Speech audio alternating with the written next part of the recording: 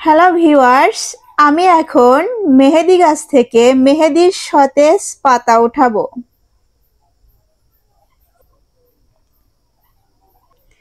এই পাতাগুলো আমি উঠিয়ে নিলাম।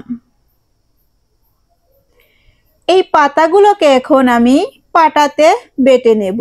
যাদের ব্লেন্ডার আছে আপনারা ব্লেন্ডার করে নিন।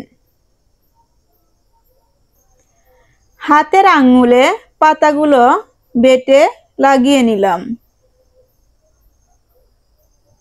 যারা অনেক পানি লাড়েন, হাতের আঙ্গুলের কাছ দিয়ে ঘা হয়ে গেছে, তারা এই মেহেদি পাতা বেটে হাতে লাগাবেন।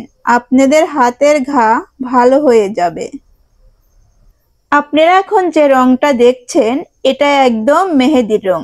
এই পাতার মধ্যে আমি কোনো কিছু মিক্স করিনি। এটা ত্বকের কোনো ক্ষতি করে না, হাতের সৌন্দর্য আরো দ্বিগুণ বেড়ে যায়।